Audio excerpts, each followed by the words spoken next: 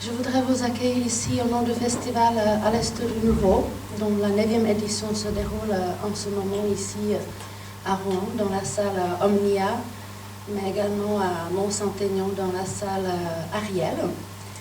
Je voudrais rappeler que nous sommes l'unique festival en France qui est spécialisé dans la programmation des pays de l'Europe centrale et orientale. Nous sommes aussi l'unique festival qui a une compétition officielle composée de ces films-là. Et cette année, nous avons un immense honneur d'accueillir la rétrospective de M. István Szabó, dont les 4 films sont ici donc projetés dans la rétrospective. Nous avons montré Colonel Redel, Hanussen, Le Père, et également hier soir, vous avez eu l'occasion de voir le film Mephisto, oscarisé en 1982. Et je voudrais cet après-midi accueillir parmi nous M. Szabó en personne. Un grand merci d'avoir accepté notre invitation. Nous sommes très heureux de pouvoir organiser cette masterclass dans laquelle nous allons sûrement apprendre beaucoup plus sur votre œuvre et sur votre philosophie. Et je ne vais pas prendre plus de temps, je vais donner la parole tout de suite à nos deux invités, Moritz Pfeffer de East European Film Bulletin, qui va donc mener la masterclass, Maître István Szabó. Merci. Bonne séance.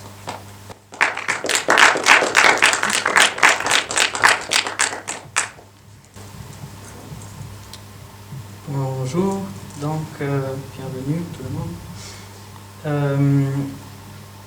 J'ai pensé avec M. Szabó de poser ou de diviser cette masterclass dans 3 parties et parler surtout de la question comment faire le cinéma. Et donc la première question, ou la première partie de cette masterclass va être consacrée à la question comment filmer l'histoire. Vu que la plus grande partie de l'œuvre de M. Szabó joue dans le passé. Et pour commencer, peut-être on peut déjà commencer à montrer un extrait du film Colonel Rebel, dans lequel le personnage principal, joué par Klaus Maria Brandauer, parle avec Franz Ferdinand, dans le rôle joué par Armin Müller-Stahl. Si tu pourrais, Anaïs, mettre l'extrait, s'il te plaît. Sagen Sie Rede. Sind Sie ein böser Mensch? Kaiser White, ich versehe meinen Dienst. Gläubig? Ich sagte Ihnen bereits, ich bin katholisch. Sie weichen der Frage aus, mögen Sie Kinder? Wir haben keine Kinder. Meine Frau ist sehr schwer krank. Fragen Sie mir diese intimen Fragen. Ich will es nur nicht klar, warum sich der Hohen überall, selbst beim Kaiser, für Sie eingesetzt hat. Nur weil Sie Militärakademie im Generalstabskurs mit Auszeichnung absolviert haben, weil Sie ein guter Mathematiker waren. Ich halte es nicht für zweckmäßig, dass ich jetzt Verhöre bei den Mitarbeitern des Generalstabs veranstalte. Unsere zuverlässigsten Leute belästigen. Aber Kaiserliche Hoheit, es handelt sich um den Verdacht des Hochverrats. Wer verrät, das entscheide jetzt ich. Die militärische Bedeutung von Przemysl ist zurzeit minimal. Die Schuldigen haben sich selbst abgeurteilt. Damit ist der Fall erledigt. Das hat sich nicht bewährt, Rede. Ein toter Doppelgänger ist kein Doppelgänger. Spinnen Sie besser an Ihrem Netz. Wallensteller. Oder wollen Sie von Kubini an die Stelle eines Routinen stellen? Ja? Kubini ist kein Doppelgänger von Ihnen. Aber Kaiserliche Hoheit, Sie verstehen mich falsch. Ich verstehe Sie nicht falsch. Aber machen Sie endlich die Augen auf, Rede, wenn Sie das Feindbild suchen. Sie sind doch noch nicht verkeilt, wie dieser Selina Roth mit seinem tränenfeuchten Blick, den wir endlich mit Mühe und Not in den wohlverdienten Ruhestand versetzt haben. Sie haben für ihn geschwärmt. Oder nicht? Kaiserliche Hoheit, er war tatsächlich etwas böswillig. Schauen Sie, Rede. Der Kaiser war jetzt erst ausgetanzt. Es kommt der Krieg. Ob es eine Möglichkeit gibt, ihn zu vermeiden, vielleicht. Ja, wenn man die Monarchie braucht, einen spektakulären Fall, den man schnell exekutieren kann. Ein kleiner, nicht zu kleiner Schreck. Ein paar Tage Bedrohung, Angst. Rascher Sieg, das ist's. Also Krieg. Eine Vergeltungsmaßnahme für irgendein Attentat. Und dann ein paar Wochen einen gut lokalisierten Kleinkrieg durchführen. So ein. Was zurücklässt.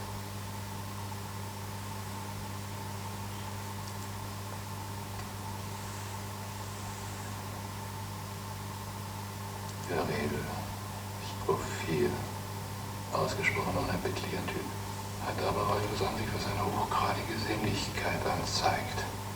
Sarisches Gesicht. Die Backenknorren.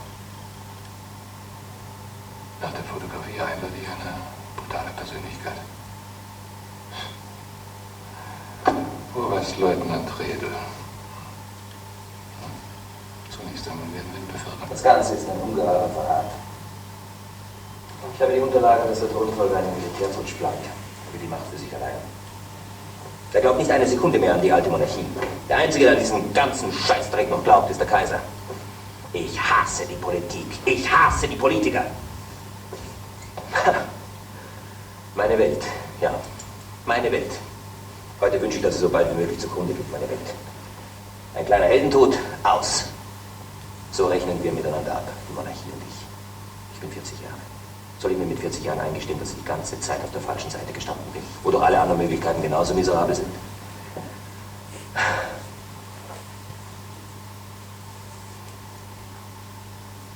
Nichts zählt, Alfred. Nur das Leben. Diese herrliche Morgenluft, dass man sie einatmen kann. Es ist keine Sünde dabei zu sein, es ist eine Sünde dabei zu bleiben. Montaigne. Das habe ich Französisch gelernt. Und warum steht das hier? Ich möchte wissen, was er denkt. Über dich. Ich kann nicht verhindern, was ich da zusammenbrachte. Was ich verteidigen wollte, existiert nicht.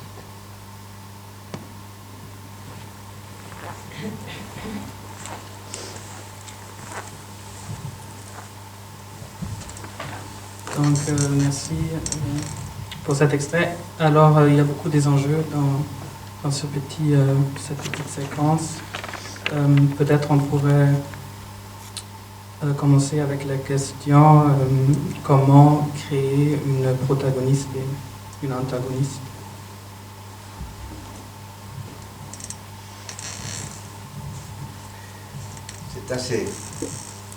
C'est assez difficile de répondre parce que tous les films sont différents. Excusez-moi, mon français c'est pas tellement bien. J'ai appris français il y a 50 ans. Alors, j'oublie beaucoup de choses parfois. J'ai besoin de certaines années.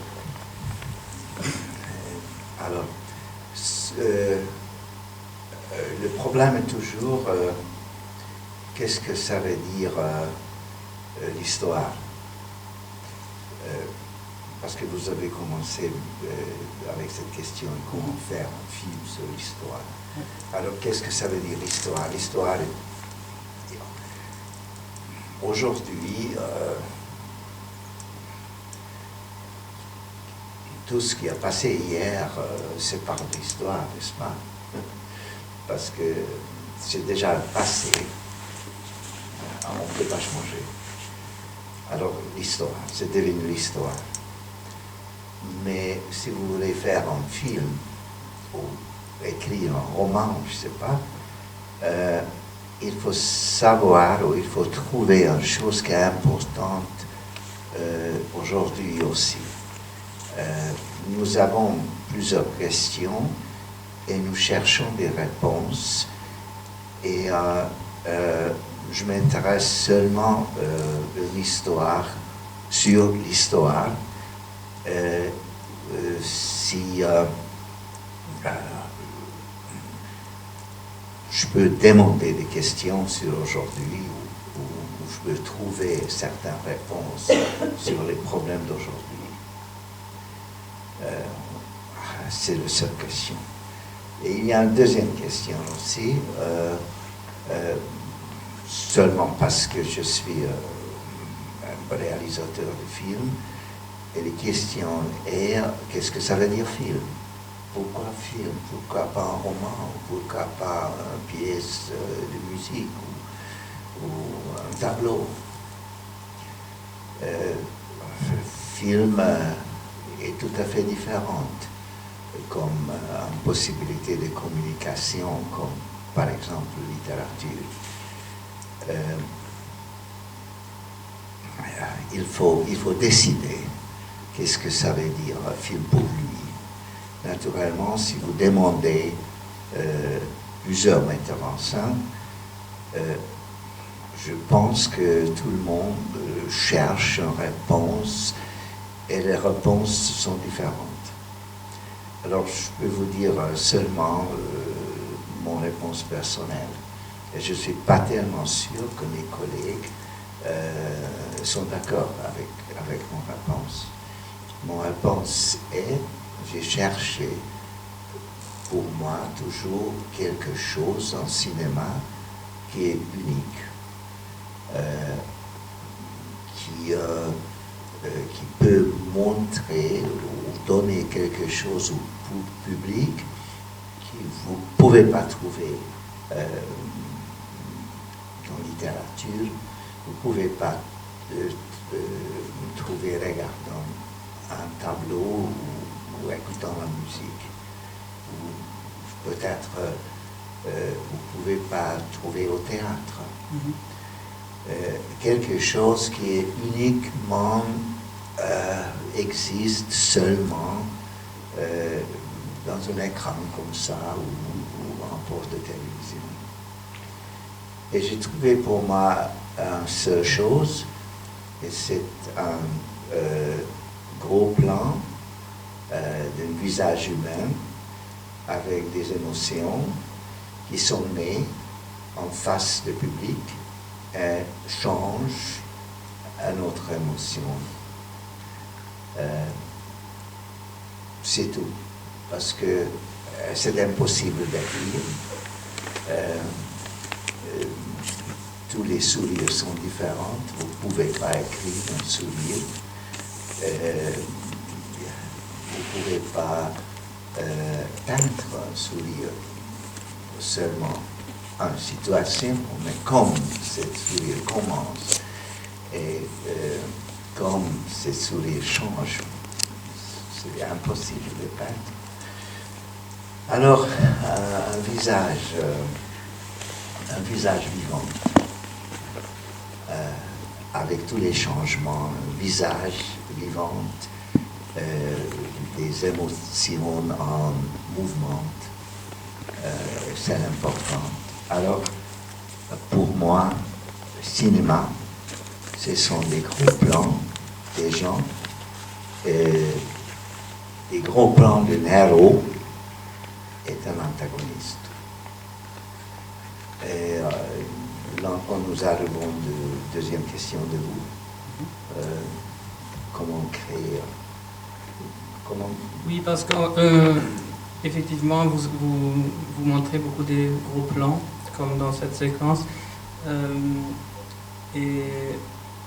Mais il y a qui joue aussi beaucoup avec les émotions, c'est vrai. Mais dans cette scène, je crois que c'était très intéressant que ce personnage du colonel qui quand même est beaucoup ambivalent tout au long du film, là on commence à sympathiser un peu avec lui parce qu'il y a une autorité qui est encore plus forte que sa propre autorité, et donc on commence à avoir de la pitié ou de la sympathie. Donc je voudrais peut-être vous demander quel était cette choix. Est-ce que c'était lié à des émotions? Est-ce que c'était pour complexifier le personnage? Le problème est, il faut savoir que l'empereur Franz-Joseph n'aimait pas tellement la tribu. Il n'aimait pas tellement parce qu'il savait qu'il n'a pas tellement de meilleur caractère pour être empereur. Et c'était une certaine difficulté entre eux. Et il dit une fois que le valse de l'empereur s'est passé. Alors, il était aussi contre de politique assez libérale de l'empereur Jean-Joseph. Alors, je voulais montrer quelqu'un qui bataille pour avoir du pouvoir avec un certain cynisme, avec des yeux froids.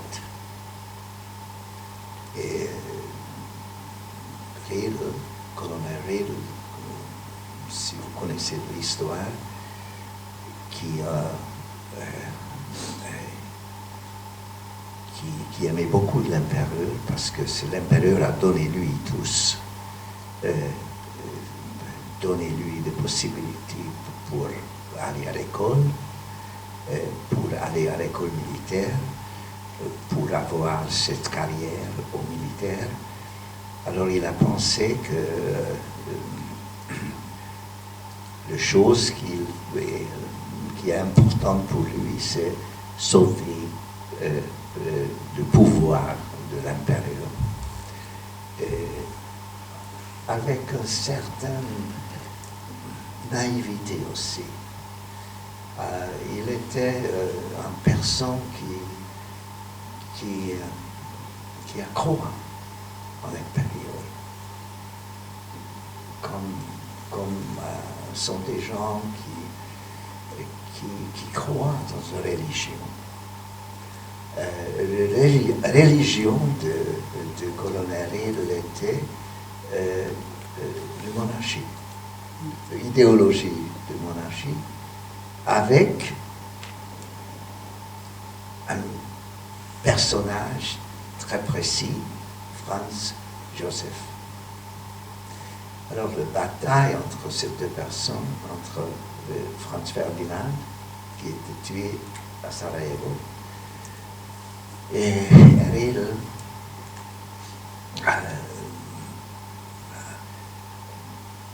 c'est une véritable bataille. Oui, mais on voit aussi que c'est vrai qu'il y a cette naïveté, cette croyance, mais qui, justement, parce que jusqu'avant la scène, il commence à habiller le successeur, et donc il s'identifie quand même aussi avec lui. Alors, est-ce qu'il est conscient du contexte social et politique en dehors de ses propres ambitions et ses propres... cette religion? Excusez-moi, je ne comprends pas tellement. Donc, est-ce que... De Riedel. De Riedel, oui. Oui, c'est comme ça. Il est venu d'une classe sociale assez bas. Parce qu'il était le meilleur étudiant, et après le meilleur soldat, et après les meilleurs, etc. Il avait une carrière, mais donnée par Joseph.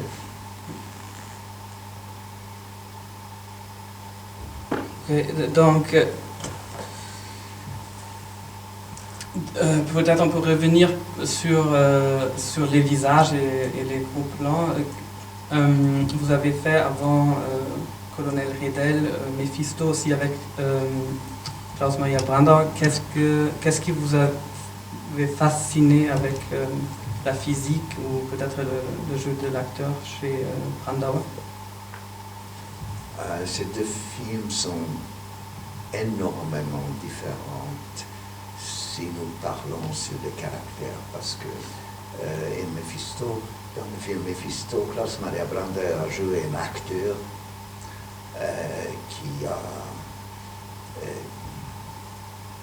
qui joue toujours, qui veut montrer toujours toutes ses émotions. C'est plein d'énergie, etc. Et colonel Riedel, un personnage qui est dans un uniforme,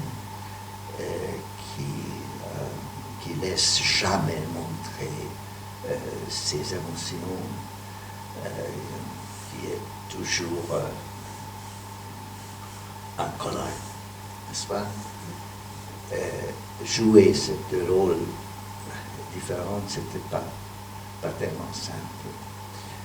Mais de grande qualité, de véritable qualité de Klaus Maria Brandauer, il est un des meilleurs acteurs de notre époque, mais la véritable qualité de lui est, comment je peux dire ça en français, ambivalence.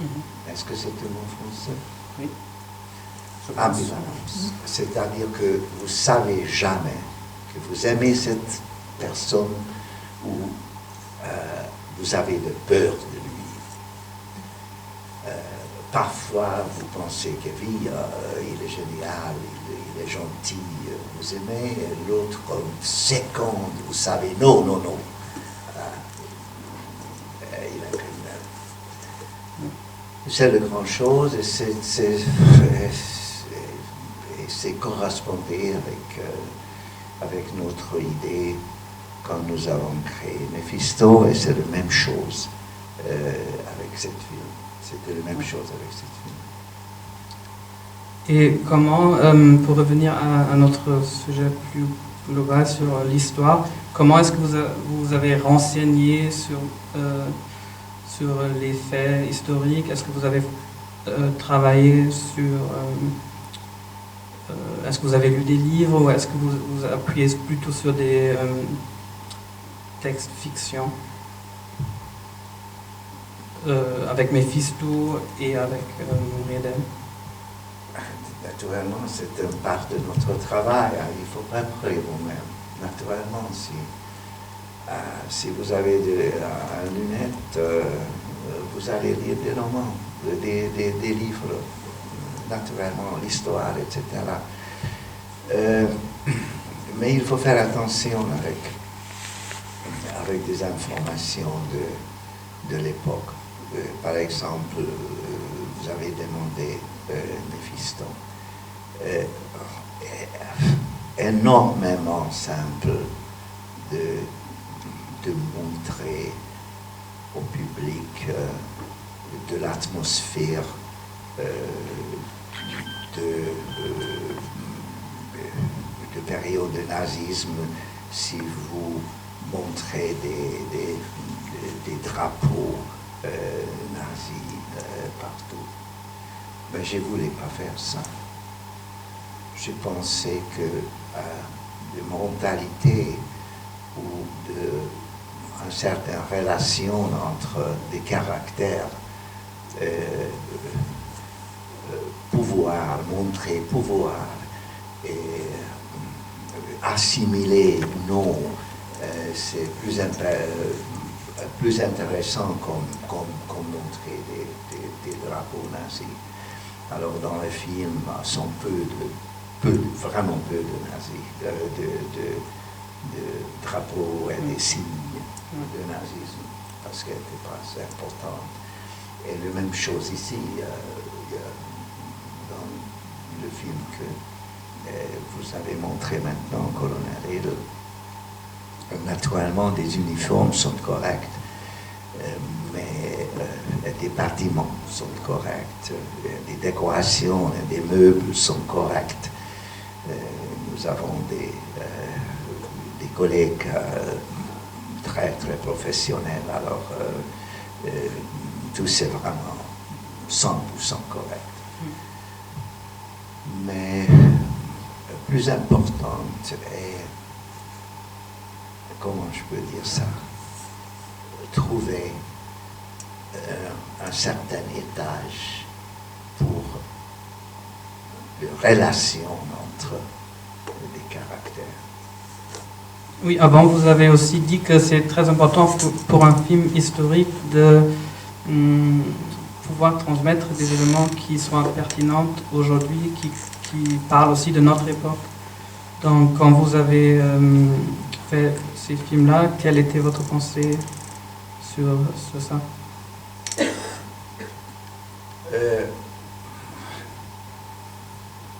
J'ai vécu éduqué dans une période de l'histoire où une certaine dictature qui fonctionnait. Aujourd'hui, on dit stalinisme ou culte personnel, n'est-ce pas? Et dans cette époque, il était possible de voir des gens qui ont la croix dans cette idéologie,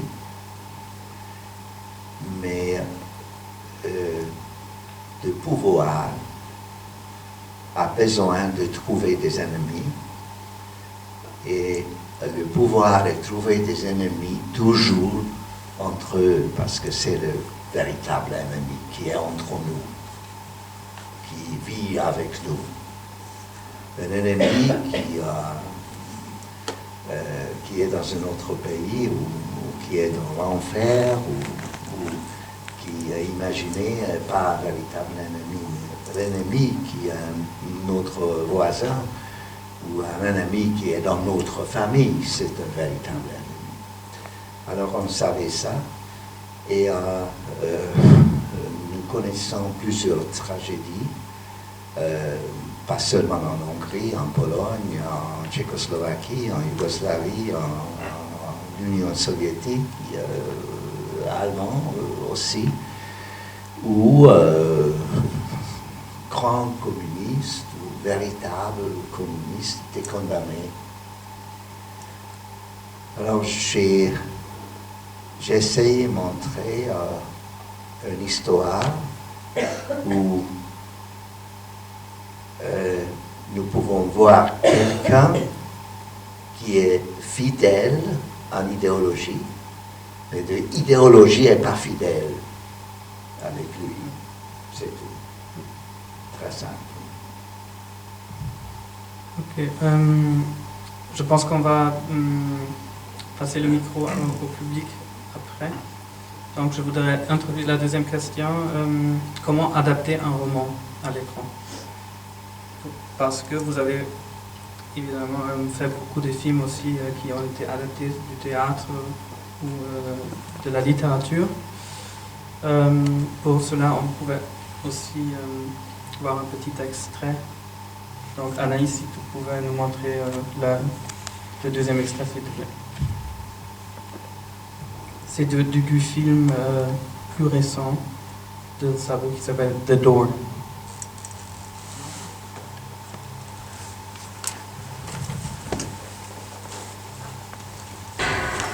By the time I got to Emerance, the doctor had managed to catch hold of her arm. Later, the doctor told me that she must have had a mild stroke sometime earlier. She could have been paralyzed for days on end.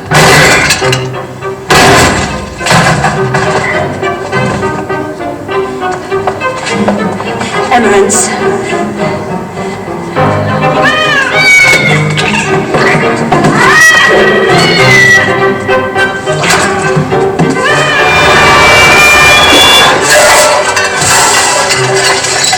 I should have suspected something like that ages ago. But nowadays I don't take notice of anything apart from myself. You received the Kossuth Prize, Magda, dear. I could have done without that scene. Which scene? Emerance in her own filth, surrounded by rotting meats and putrid soups. Emerance surrounded by rotting meats and putrid soups. Oh, you're writing a poem?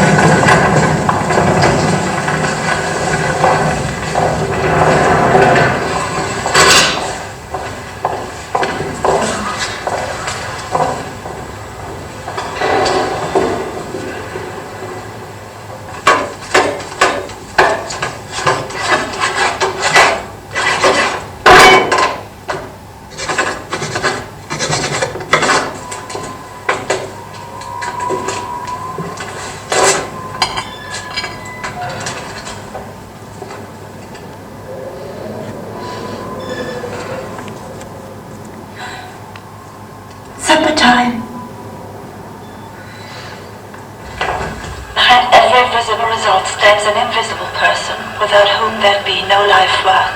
And in my case, this person is Emmerich Seridash.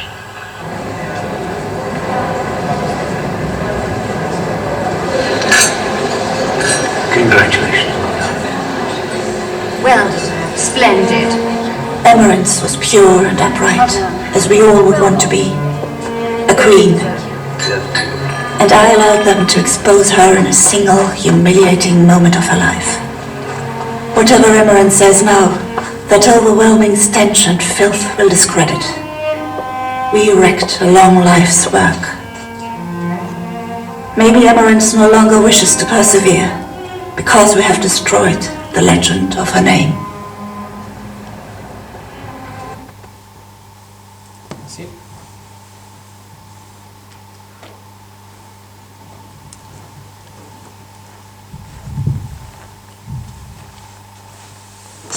Donc une scène assez complexe qui utilise beaucoup de techniques différentes pour des techniques qui viennent un peu de la littérature, comme par exemple le flashback. Il y avait une scène où on voit un flashback dans un noir et blanc, et aussi le voix off, parce que dans le roman il y a un narrateur qui écrit dans la première personne, et donc dans le film il n'y a pas beaucoup de voix off, mais dans cette séquence justement Monsieur Sabot a choisi d'utiliser cette technique. Donc si vous pouvez nous dire un peu sur ces choix. C'est un problème très complexe. Peut-être c'est mieux commencer un peu en général. Moi j'aime beaucoup lire et j'aime beaucoup littérature. C'est-à-dire que j'ai peur d'utiliser un véritable grand roman pour un film, parce que je pense qu'un véritable grand roman, c'est quelque chose pour lire, pour donner aux mains aux gens et laisser de lire le roman, des mots. Il y a une énorme différence entre littérature et film. Un exemple, je pense que vous connaissez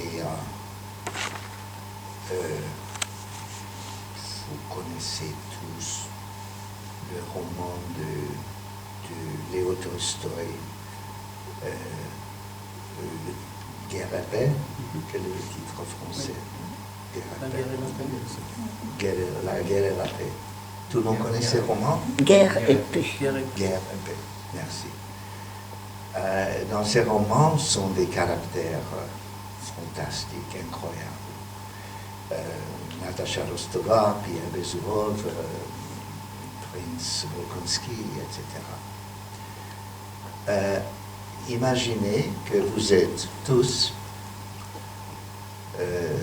magnifiques comme dessinés, comme personnes qui a des talents de peintre ou dessiner. Et si je vais vous donner une description précise de Tolstoï sur Natasha Rostova ou Pierre Besourov, vous avez la possibilité de créer un portrait de elle ou lui. Après une heure, regardant des portraits, je suis sûr que tous les portraits sont absolument différents. Parce que vous avez des mémoires, votre mère, votre sœur, votre amant, etc. Et vous utilisez votre mémoire. So, les portraits sont différents. Mais en film, le metteur en scène a un choix. Audrey Hepburn, Juliette Binoche, je ne sais pas. Et votre travail est commencer ou essayer d'aimer cette personne. C'est une grande différence.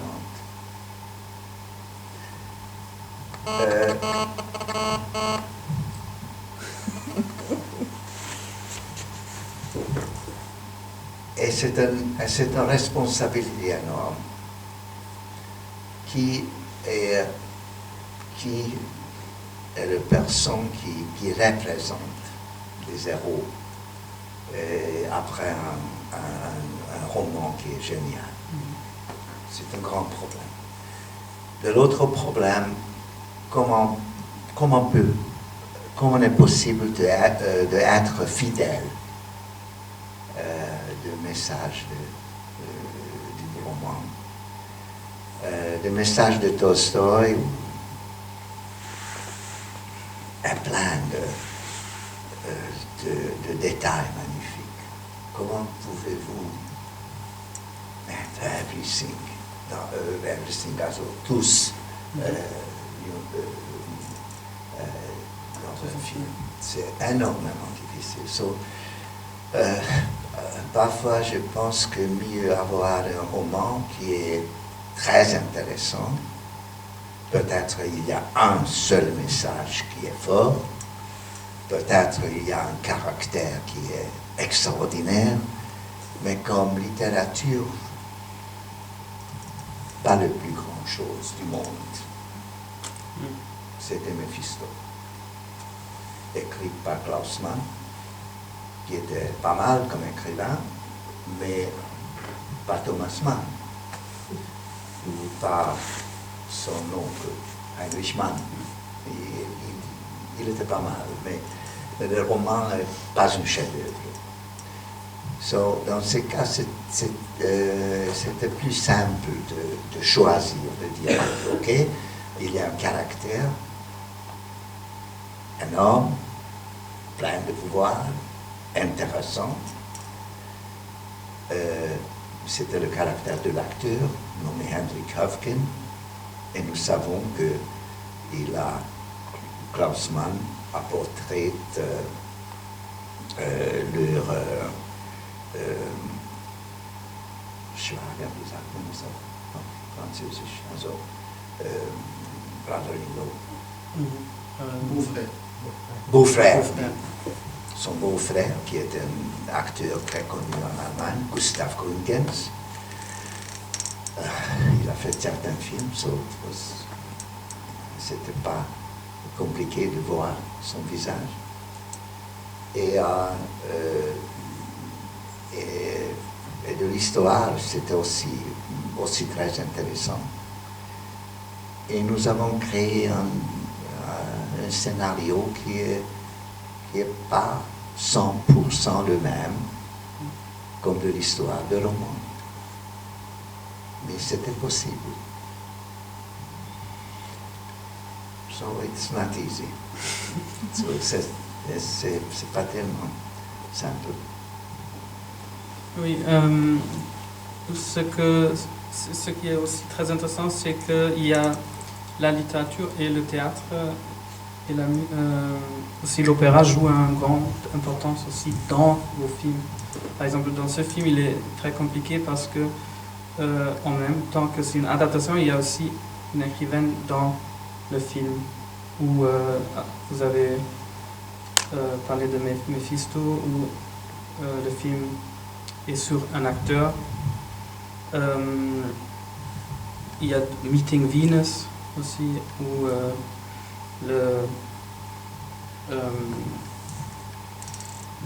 il s'agit d'une mise en scène d'un opéra.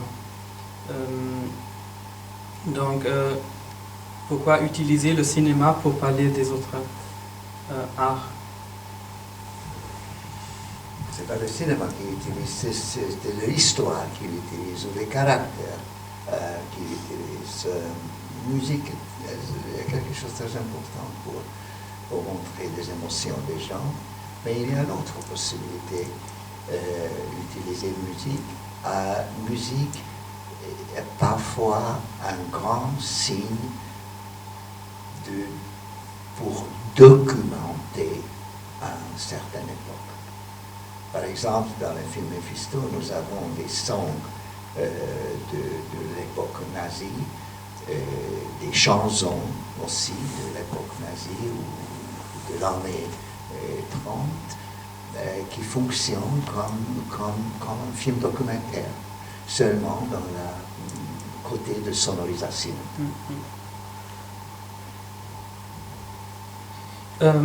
Et est-ce qu'on pourrait revenir à la question initiale, quels sont les choix qu'un metteur en scène peut utiliser pour transmettre des techniques littéraires?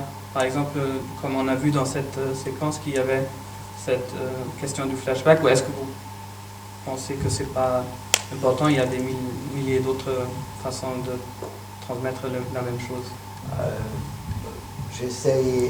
J'essaie d'être fidèle, j'essaie de montrer ou transformer au film des messages de Magda Szabo, et parfois j'ai pensé que j'ai besoin d'une solution simple. Parfois la solution simple est un flashback, ou parfois la solution simple est une narration. J'ai seulement 1h30, ou si j'ai un gentil producteur, j'ai 2 heures, n'est-ce pas? Pas plus.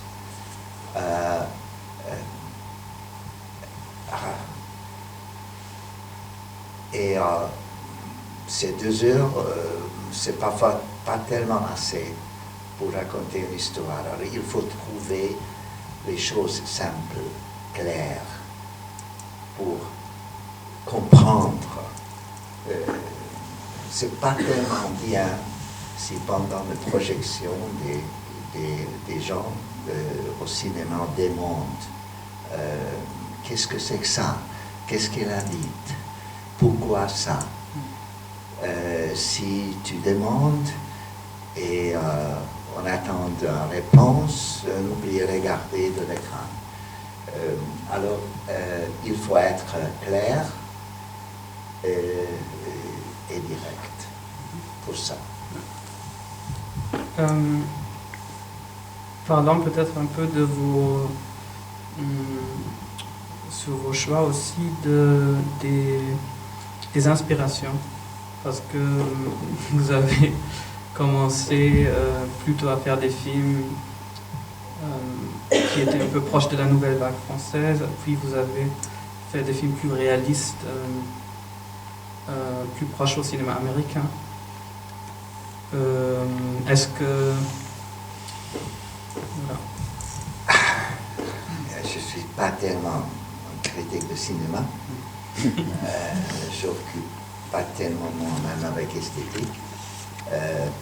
J'aime beaucoup analyser des films des grands cinéastes, mais pas tellement mon cinéma. Je peux vous raconter au lit une certaine histoire. L'histoire est que quand j'ai commencé à apprendre le cinéma, la grande chose était le néoréalisme italien, que j'aimais beaucoup. Et j'adorais Vittorio De Sica avec son film Volure de bicyclette, Sucha, Umberto D et Des miracles à Milan. C'était 4 films fantastiques. Et si vous avez de chance de trouver un DVD ou peut-être une possibilité de voir des films au cinéma, je vous demande de regarder Voleur de bicyclette, Miracle à Milan, sont comment je peux dire ça, des Himalayas de cinéma, de l'histoire du cinéma. Après, quand j'étais étudiante à l'école supérieure de théâtre, une nouvelle vague est commencée et j'ai vu les cousins de Claude Chabrol et après 400 coups et Tiré sur la pianiste et après Jean-Luc Godard à bout de souffle et Jules Gym. Et moi, comme tous mes camarades de l'école, nous avons adoré cette poésie, cette légèreté avec ce travail de caméra qui a fonctionné chez eux comme un stylo. C'était fantastique. Jules Gym, le montage de Jules Gym ou le grand caméra mouvement à la fin de 400 coups, quand Jean-Pierre Léaud courit jusqu'à la mer, oui, ou à bout de souffle. C'était vraiment incroyable. Et nous avons changé notre opinion sur le cinéma. Et parce que j'adorais Truffaut, plus que Godard ou Chabrol, j'adorais la poésie, l'humanité de François Truffaut. Quand j'ai tourné mon premier long-métrage, qui s'appelle L'âge des illusions, deux figurantes a porté une énorme affiche avec le nom de François Truffaut et avec le titre de 400 coups, parce que j'ai voulu montrer au public dans mon film que mon film est venu de l'école de Truffaut. Oui. Et après, j'étais assistante réalisateur et j'ai vu certains films de Federico Fellini, comme La Notte di Cabiria, La Strada, Otto e Mezzo, also Vite et demi, pardon, Vite et demi. Et ce baroque mouvement, comme la musique, comme le caméra, ce changement éternel, lumière, son, musique, dialogue, toujours bouge, toujours quelque chose, c'est fantastique chez Fellini. J'adorais vraiment. Et après j'ai vu les films de Buñuel. Mais le plus grand changement était un film de Kurosawa que j'ai vu, qui s'appelle Rashomon. Je suis sûr que vous avez vu ce film, parce que c'était un film très très connu. Et je pense qu'ici en France, c'est aussi très populaire. Et après, j'ai commencé à aimer... non, c'est pas correct. Après Kurosawa, quelqu'un, un historien de cinéma allemand, Ulrich Gregor, m'a demandé sur Ozu, mettant en scène japonais, l'histoire de Tokyo, etc. Et j'ai pas entendu ce nom avant. Alors je demandais qui Ozu. Et j'ai essayé de trouver des films de Ozu. Et je regardais des films de Ozu. Et j'ai jamais vu avant simplicité et clarité comme dans les films de Ozu. Et après, heureusement, j'ai vu certains films de Ingmar Bergman. Et j'ai découvert qu'il a appris beaucoup.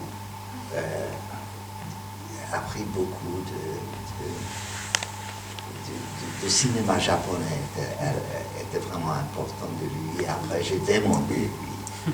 Et ça y est, lui. J'aime beaucoup aussi. Et quand vous avez la possibilité de voir un grand film de Ingmar Bergman qui s'appelle Persona. Et si vous regardez ce film précisément, pas seulement ces deux actrices fantastiques, Lee Bullman et Bibi Andersson, mais vous regardez des images aussi et les constructions de mise en scène. Vous allez voir un film japonais, vous allez voir un film d'Ozu. C'est Bergman qui est d'accord avec tout ce que j'ai dit maintenant.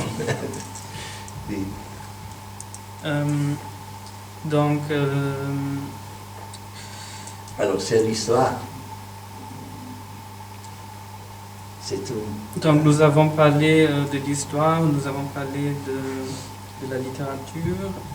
Maintenant, je voudrais vous poser une question plus personnelle qui est quel est votre rapport avec l'Hongrie? Parce que vous avez fait beaucoup de films à l'extérieur, à l'étranger, mais jusqu'à après la chute du communisme, vous êtes retourné pour faire un film en Hongrie qui s'appelle Sweet Emma dir Böbe. Et donc on va voir, c'est un film pas très connu, je ne sais pas si quelqu'un dans le public l'a vu. On va voir un extrait tout à l'heure. Et donc quel est votre rapport avec votre pays natal? Alors je suis hongrois, mieux de dire un garçon de l'Europe centrale, c'est-à-dire que j'ai connu seulement les problèmes d'Hongrie, le problème de l'Europe centrale, un peu Slovaquie, un peu Autriche, un peu Allemagne, un peu Pologne. Alors, les pays qui ont des mêmes difficultés avec l'histoire, avec politique, avec des idéologies qui essayaient d'influencer des vies privées chez nous. Chez nous, c'est pas seulement Hongrie, chez nous, c'est pas seulement Budapest, chez nous, c'est Prague, c'est Vienne, c'est Varsovie, c'est Cracovie, c'est Trieste. Je pense que l'Europe centrale est quelque chose. L'Europe centrale, c'est une part du monde très unique. Malheureusement, deux guerres mondiales a commencé chez nous, pas en Hongrie, mais en Europe centrale. Mais nous avons donné des gens comme Franz Kafka, Sigmund Freud, Mahler, Beethoven, etc. au monde aussi. Alors c'est un monde très, très intéressant, très riche. Stop! Nous avons créé Hollywood. Peut-être c'est plus important, n'est-ce pas? Parce que c'est un monde de diversité, c'est un monde où dans tous les pays en Europe centrale sont des gens dans un village où on parle 2 ou 3 langues différentes, où sont aux places centrales des églises, 2 ou 3 différentes, 2 ou 3 différentes religions, 2 ou 3 différentes mentalités au marché, 2 ou 3 différentes mentalités à l'école, mais il faut trouver une langue. 2 ou 3 différentes mentalités, c'est chez médecin, locale, mais il faut trouver une langue de discuter. Alors, un monde très riche et très intéressant. Et quand j'ai dit que c'est nous qui on a créé Hollywood, c'est-à-dire que Paramount Major Company, Paramount était créé par un monsieur qui s'appelait Adolf Zukor. 20th Century Fox, né dans un village hongrois. 20th Century Fix. 20th Century Fox était créé par un monsieur qui s'appelait Fuchs Wilmot, William Fox. Pour ça, 20th Century Fox. Aussi né dans un village hongrois. Alexander Korda, Michael Curtis, Casablanca, Bela Lugosi, The Vampire, et beaucoup d'autres polonais, tchèques, Jean d'Autriche, demi-hongrois, demi-autrichiens comme Pasternak, comme Billy Wilder, Lubitsch, etc. Ce sont des gens qui ont créé à Hollywood et qui ont créé la langue de Hollywood, c'est-à-dire qu'on a créé une langue pour comprendre à tout le monde qu'on a des langues maternelles différentes et des mentalités différentes et des religions différentes. C'est intéressant. Donc il y a un certain langage universel du cinéma. Oui, il y a un langage, qui s'appelle... j'ai seulement un mot anglais pour parler sur cette langue. Le mot est human touch. Essayons traduire. Human touch.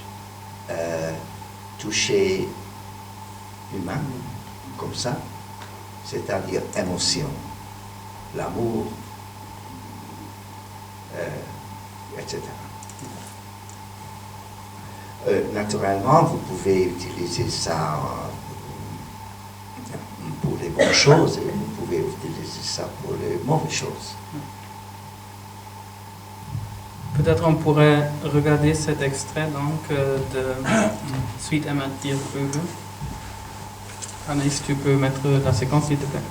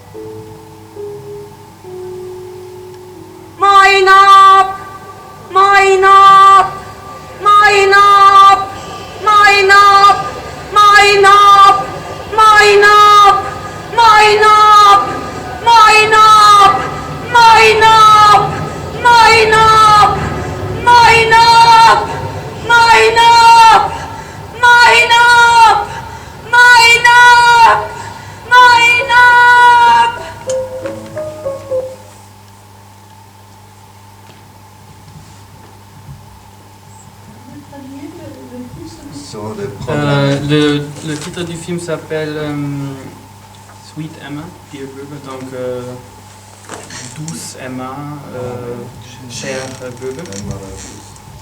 Sur le problème était que c'était impossible de voir le film à l'écran à cause de la lumière. À cause de lumière et à cause de lumière ici. Peut-être c'est important de dire 2 ou 3 mots sur ce film. J'ai tourné ce film juste après le chute de mur de Berlin, c'est-à-dire juste après le grand changement politique en Europe centrale. Et les héros des films sont 2 jeunes femmes, institutrices ou professeurs de l'école. Tous les 2 sont des professeurs de langue russe. Apprendre de langue russe était obligatoire en Hongrie pendant des périodes de socialisme ou communisme, comme la langue allemande c'était obligatoire pendant l'époque des Allemands, naturellement. Et après les changements politiques, c'était pas obligatoire, personne ne voulait apprendre russe. Et la seule possibilité de rester professeur de l'école, c'était commencer à apprendre anglais et commencer à travailler comme professeur d'anglais, sans savoir de langue anglaise naturellement. Mais il y a un praxis en Hongrie, être professeur de quelque chose que vous ne connaissez pas, parce que, par exemple, quand la langue russe a commencé à être obligatoire chez nous, tous les professeurs de langue allemand et anglais et italien ont commencé à apprendre russe. Et on nous dit que, enfant, j'ai des difficultés hier d'apprendre des leçons d'aujourd'hui, alors regardez le livre. C'était comme ça, en 1950. Alors, en 1990, après ce changement politique, beaucoup d'institutrices ont commencé à apprendre anglais, qui avant étaient les professeurs de russe. L'histoire, c'est sur ces 2 femmes, deux jeunes femmes, qui essaient de vivre. Et pour un, ça ne fonctionne pas. Et à la fin du film, peut-être vous avez vu l'image, mais c'était assez difficile de voir. Elle a suicidé, c'est tout. Oui, et l'autre enseignante commence à vendre des journaux aussi, donc il y a une vision tous les matins. Plutôt pessimiste et très sombre. Pas pessimiste, réaliste. Donc, oui, alors peut-être vous pouvez... quelle était votre motivation de revenir en Hongrie pour faire ce film à l'époque? Venir de où? Parce que je n'ai jamais quitté Hongrie. Oui, pour faire un film sur l'Hongrie. Alors, peut-être il faut parler sur un secret. J'ai tourné plusieurs films en anglais, en Allemagne, mais j'ai tourné tous mes films en Hongrie. À Budapest.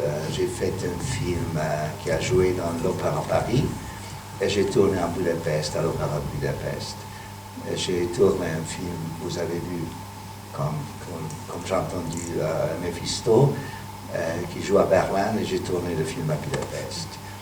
J'ai tourné un film, nous avons parlé de ça, Colonel Riedel, qui joue en Autriche, à Vienne. J'ai tourné tous à Budapest. c'est comme ça. Alors, c'était pas vraiment difficile de Oui, je ne voudrais pas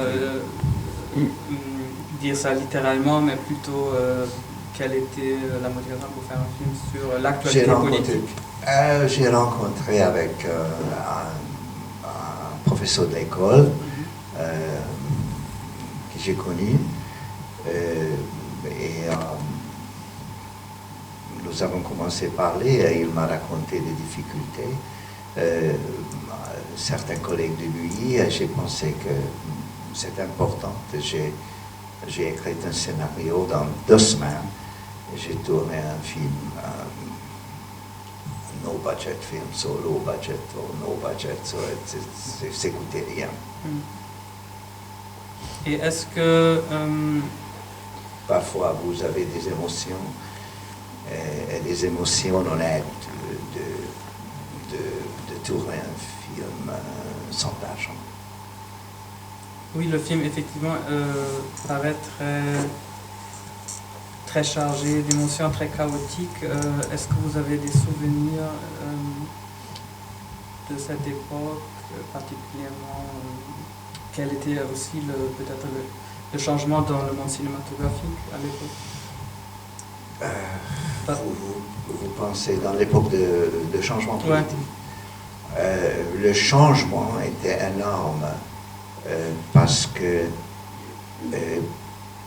pendant de l'époque dernière, le cinéma, production, distribution, des cinémas aussi, tous étaient payés par l'État. Si vous avez un scénario sans problème de censure, le film était subventionné par l'État. Et naturellement, après ce changement, ça changeait tout. Et maintenant, il faut batailler pour trouver de l'argent pour un film. Si les subventions de l'État ne fonctionnent pas ou les subventions de l'État n'est pas assez, c'est votre bataille de trouver de l'argent et avoir des possibilités de faire un film. Ouais, c'est un monde tout à fait différent. Mais j'ai connu ce monde parce que j'ai tourné plusieurs films avec des subventions de différents pays. J'ai tourné un film avec des productions allemandes ou américaines, etc. Alors je savais que ça ne fonctionne pas. Quand j'ai tourné un film américain avec Glenn Close, j'étais invité par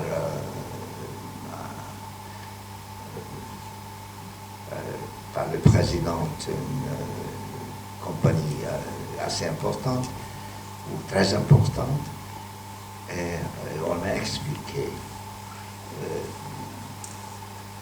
comment ça fonctionne. Dans le film, le thème c'est aussi le changement de la langue, et il y a une scène où des étudiants brûlent des livres russes.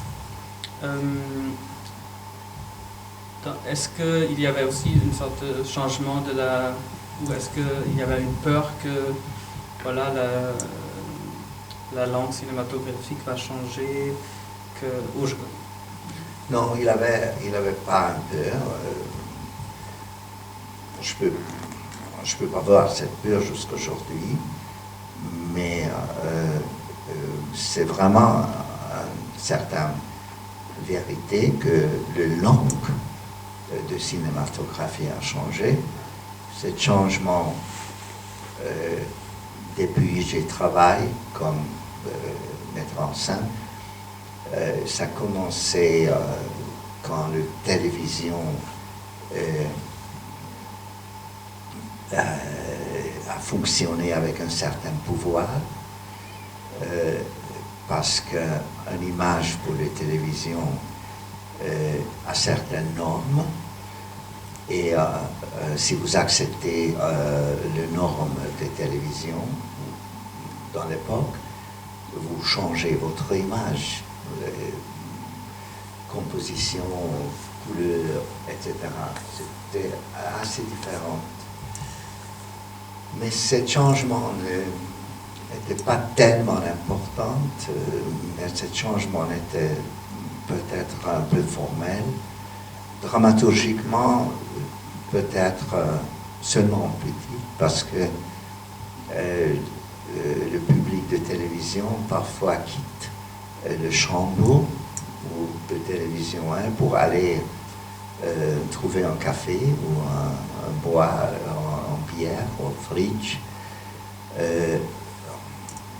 Il faut parler un peu différemment parce que des gens qui est pour 3 ou 4 minutes en cuisine, il veut savoir qu'est-ce qu'il a passé, n'est-ce pas? C'est un petit changement dramaturgique. Mais le véritable changement commence maintenant avec l'Internet. Le public de l'Internet, ce sont des jeunes. Il n'a pas de temps pour regarder une histoire pour 3 heures, n'est-ce pas? L'histoire d'un jeune garçon et jeune fille qui sont amoureuses, mais on a des difficultés à cause des parents. C'est l'histoire de Roméo et Juliette.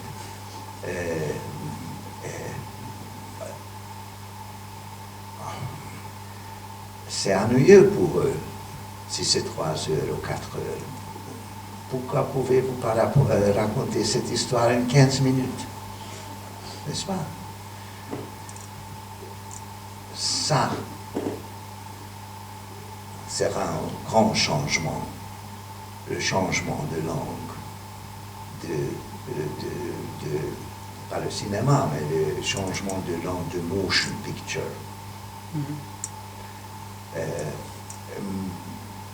Mais comment, je ne sais pas, mais je suis sûr que ça va changer énormément.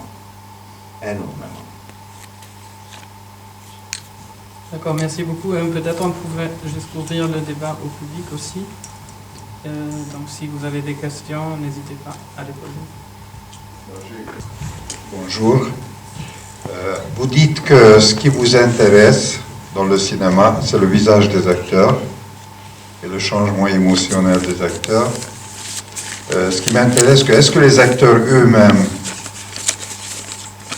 ça veut dire aussi que vous aimez les acteurs, est-ce que les acteurs vous aiment plus, est-ce que vous sentez que les acteurs vous renvoient l'ascenseur? Je dirais que, est-ce qu'ils vous rendent cet amour pendant le travail? Est-ce que vous sentez que vous avez une relation privilégiée avec les acteurs par rapport aux autres réalisateurs? Je ne sais pas quelle est la relation entre les acteurs et les réalisateurs. Si on parle sur des autres réalisateurs, je peux répondre seulement dans mon nom personnel. Moi, j'adore des acteurs, j'aime beaucoup des acteurs, j'ai choisi seulement des acteurs que j'aime.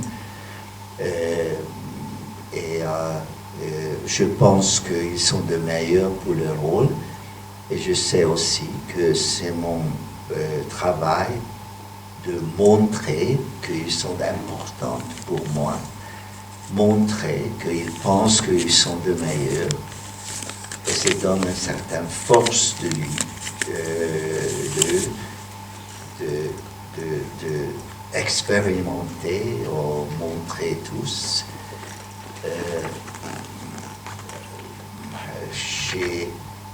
J'essaie de communiquer, pas dire parce que c'est ridicule, mais communiquer que je suis responsable la responsabilité est à mon épaule. On peut essayer tous. Et si quelque chose ne fonctionne pas, je vais dire. J'ai parlé avec des acteurs seulement face-to-face, au visage de visage, comment on peut dire ça en français. Jamais en public, parce que c'est une chose très intime, toujours, de dire que j'aime beaucoup votre performance, mais je n'aimais pas tellement, parce que c'était pas tellement bien. Alors, vous pouvez dire des choses comme ça seulement avec une certaine intimité. C'est comme ça.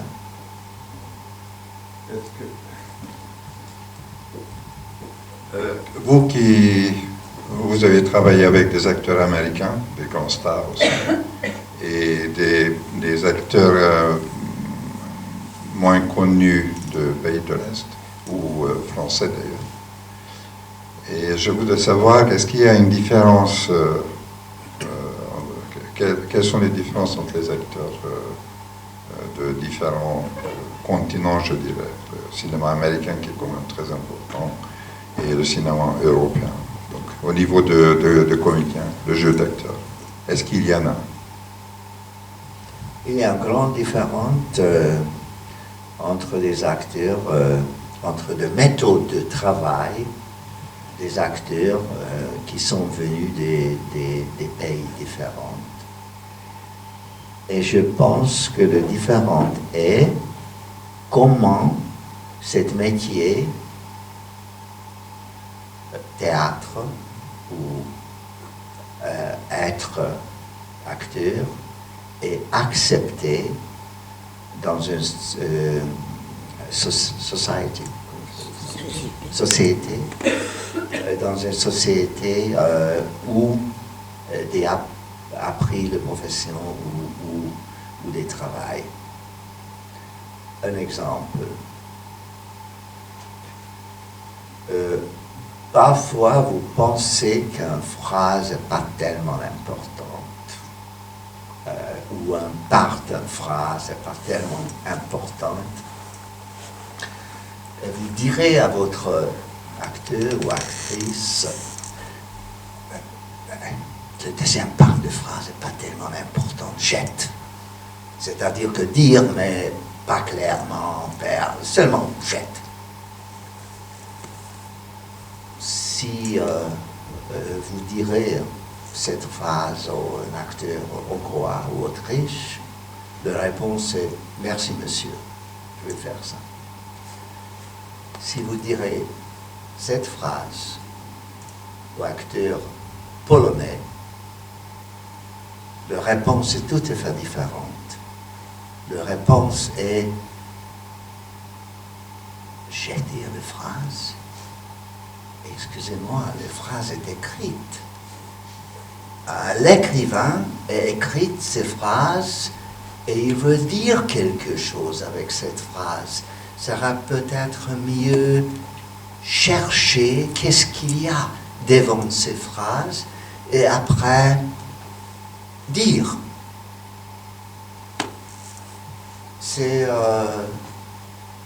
J'ai demandé une fois à une grande actrice polonaise de jeter une phrase et elle m'a répondu comme ça.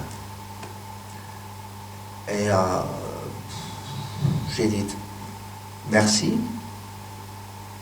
Commençons à chercher qu'est-ce qu'il y a devant les phrases. J'étais vraiment merci. Et après j'ai réfléchi, qu'est-ce qu'il y a derrière cette réponse? Derrière cette réponse, il y a quelque chose historique. Pologne était occupée pendant de l'histoire plusieurs fois par des Russes un côté et occupée par des Allemands de l'autre côté, parfois pendant de l'histoire. La Pologne a restée étroite, comme ça. Et le théâtre polonais, c'était de l'église de langue polonaise pour sauver de langue. Un acteur polonais ne peut pas jeter une phrase. Si la phrase est écrite par un écrivain polonais, il faut dire. La mentalité des acteurs allemands, c'est tout à fait différent. La mentalité de l'acteur qui sont éduqués en Allemagne, socialiste, ou de l'acteur qui sont éduqués à l'autre côté, sont totalement différentes. De l'acteur anglais ou de l'acteur suédois, ou le théâtre, c'est-à-dire être acteur, fonctionne depuis 500 ans. Et le monde anglais ou le monde suédois accepte des acteurs comme partent du monde, comme on accepte des médecins, ou l'accepte des professeurs de l'université, ou l'accepte, je ne sais pas, tout le monde, on accepte des acteurs, on ne demande pas des signatures de l'acteur au lieu, parce que privacy is privacy. Mais des acteurs sont importants comme un professeur d'école ou un médecin, etc. Derrière acting, derrière être acteur, existe une histoire longue. Et la question est toujours comment cette profession est acceptée par le public de pays. C'est la plus grande différence. Il y a une autre différence entre des films,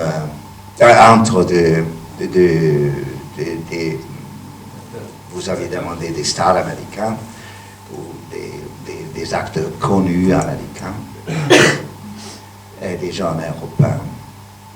Je vais vous dire une chose très triste. Tous les Américains sont énormément professionnels et énormément préparés. Vous attendez jamais d'un star américain parce qu'il a difficulté avec ses phrases, avec ses dialogues. Jamais. Ils sont préparés parce qu'ils savent que c'est une profession et ils veulent utiliser cette profession demain aussi et après-demain aussi.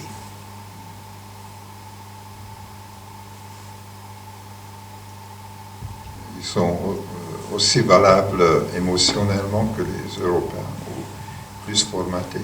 Ça dépend de l'école. Ça dépend de l'école.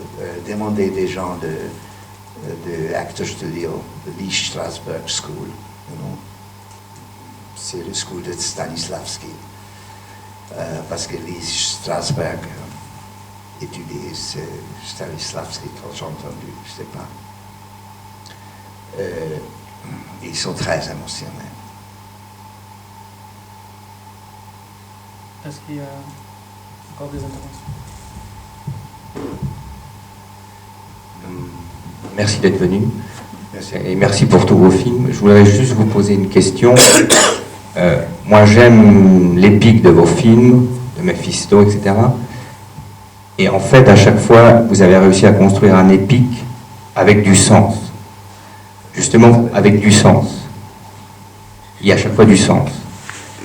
Et je voudrais savoir ce que vous pensez maintenant des nouveaux films historiques. Justement, vous parlez des acteurs américains, je ne sais pas, Patriots, etc., où justement le sens est perdu. Ça devient juste un spectacle de l'histoire. Quel est votre point de vue là-dessus, sur cette perte de sens dans les films? ich pas tellement compris.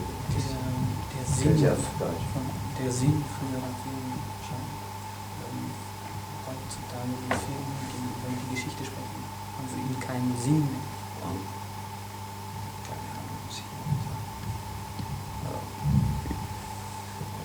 Je ne vais pas répondre malheureusement parce que je ne sais pas. Alors, je connais des films américains qui racontent une histoire d'une époque qui est aujourd'hui historique, et ils sont émotionnels et précis. Il y a un message énorme dedans. Je vais vous donner un exemple. Par exemple, George Clooney, Good Night, Good Luck. C'est un film fantastique, avec un message énorme sur le mercantile période. Je peux pas parler en général.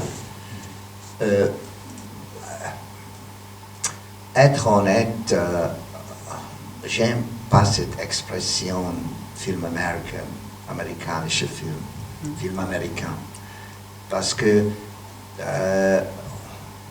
sont des films américains de, it's called major company, so Warner and Universal and Columbia, etc.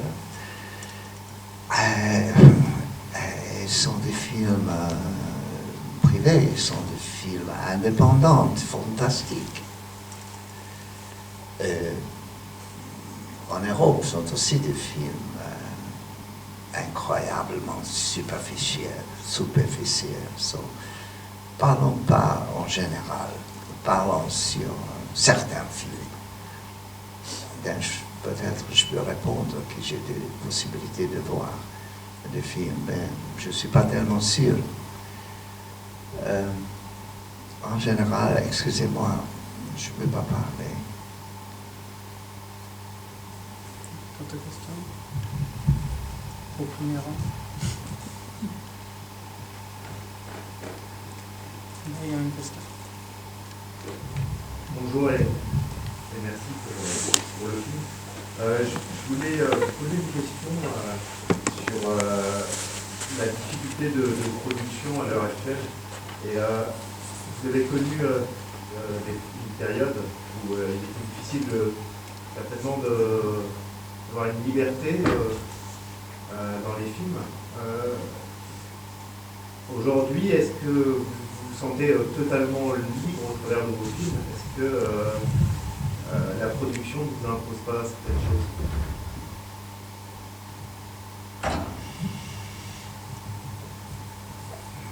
C'est assez difficile de parler sur liberté si vous parlez sur le cinéma, parce que un film, ça coûte cher.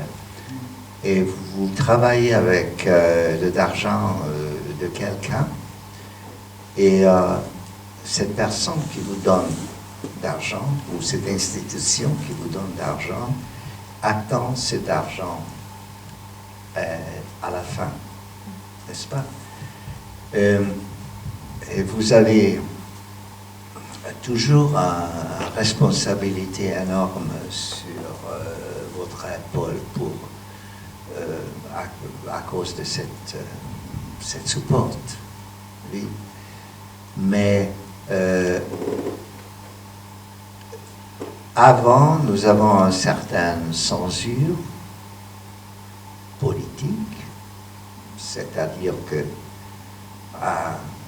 c'était assez difficile de faire des critiques sur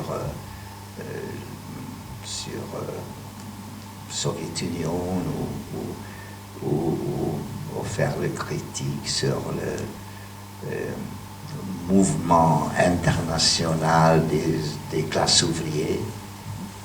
Oui. Mais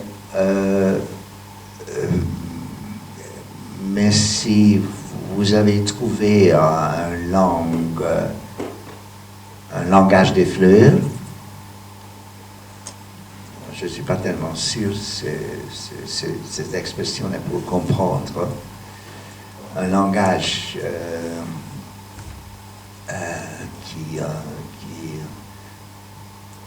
qui donne vous des possibilités de communiquer votre message, ça fonctionnait. Aujourd'hui, nous avons une censure tout à fait différente. C'est pas politique, c'est une censure d'argent. Je ne vais pas oublier que après le changement politique, j'avais un scénario et j'essayais de trouver d'argent pour ce projet de film. Et j'ai parlé avec des gens qui ont subventionné Mephisto et Colonel et Hanussen. Alors, tous les trois films qui a gagné la nomination pour Oscar. Et dans l'époque, ces gens sont très heureux avec la nomination, etc. On a donné des interviews, etc. Alors j'ai pensé que peut-être ils sont prêts d'aider. J'ai envoyé des scénarios, on a lu des scénarios et on aimait beaucoup.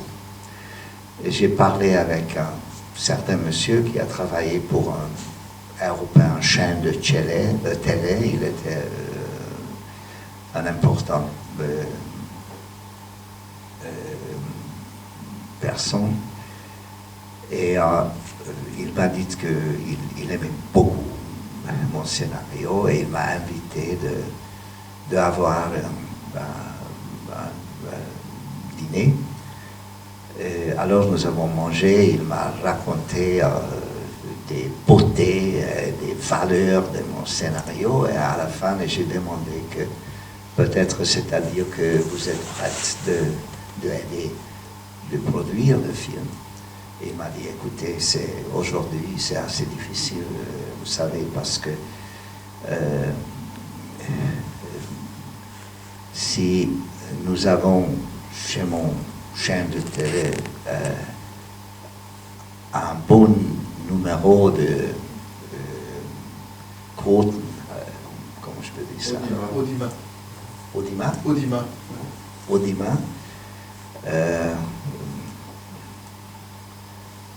Je vais perdre mon position. C'est-à-dire que lundi matin, je viens, je regarde les chiffres, et les chiffres ne sont pas tellement bien. Je suis en dehors. Alors je ne pense que pas qu'avec un film comme ça, je peux travailler maintenant. C'est aussi un censure, n'est-ce pas?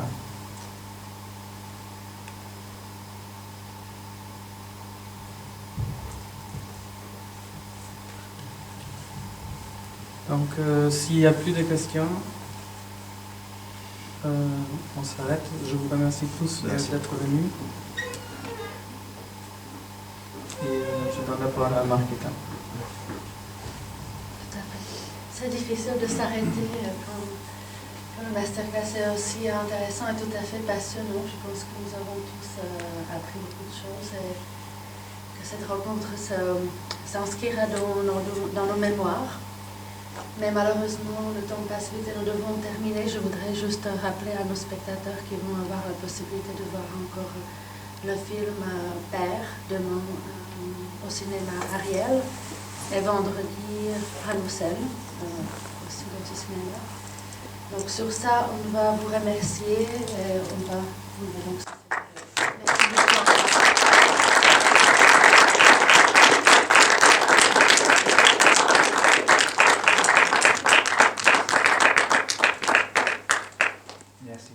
Merci d'être venu.